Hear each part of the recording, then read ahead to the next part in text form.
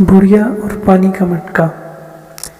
कहते हैं एक चीनी बुढ़िया के घर में पानी के लिए 2 मटके थे, जिन्हें वो रोज़ाना एक लकड़ी पर बांधकर अपने कंधे पर रखती और नहर से पानी भरकर घर लाती। इन 2 मटकों में से एक तो ठीक था, मगर दूसरा कुछ टूटा हुआ।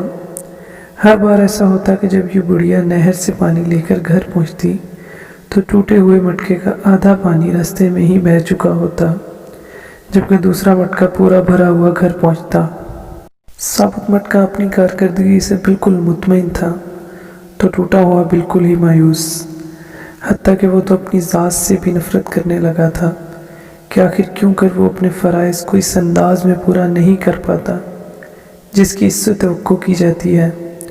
और फिर मुसलसल 2 सालों तक नाकामी की तलखी और कड़वाहट लिए टूटे हुए घड़े ने एक दिन इस औरत से कहा, मैं अपनी इस माजूरी की वजह से शर्मिंदा हूँ कि जो पानी तुम इतनी मुशक्क़त से भर कर इतनी दूर से लाती हो, इसमें से काफ़ी सारा पानी सिर्फ मेरे टूटा हुआ होने की वजह से घर पहुँचते पहुँचते रास्ते में ही गिर जाता है। घड़े की यह बात सुनकर बुढ़िया हंस दी और कहा, क्या तुमने इन सालों में ये नहीं देखा कि मैं जिस तरफ से तुमको उठा कर लाती हूँ उधर तो फूलों के पौधे ही पौधे लगे हुए हैं, जबकि दूसरी तरफ कुछ भी नहीं उगा हुआ।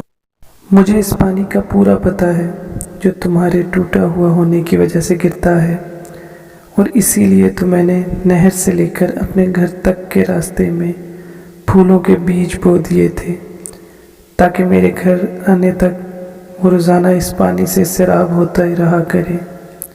इन 2 सालों में मैंने कई बार इन फूलों से खूबसूरत दस्ते बनाकर अपने घर को सजाया और महकाया।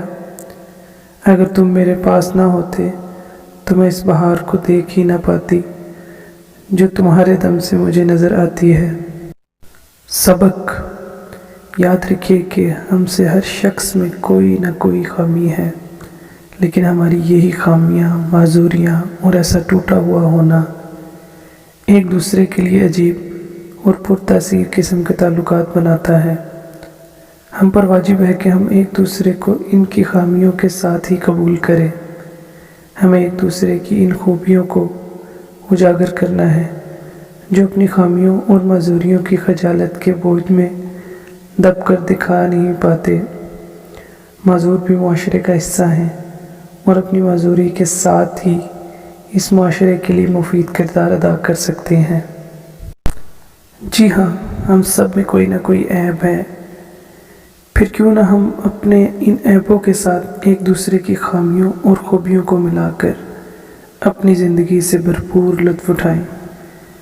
हमें एक दूसरे को इस तरह कबूल करना है कि हमारी खुशियाँ हमारी खामियों पर पर्दा डाल रही हों। एक बार सोचिएगा ज़रूर। शुक्रिया।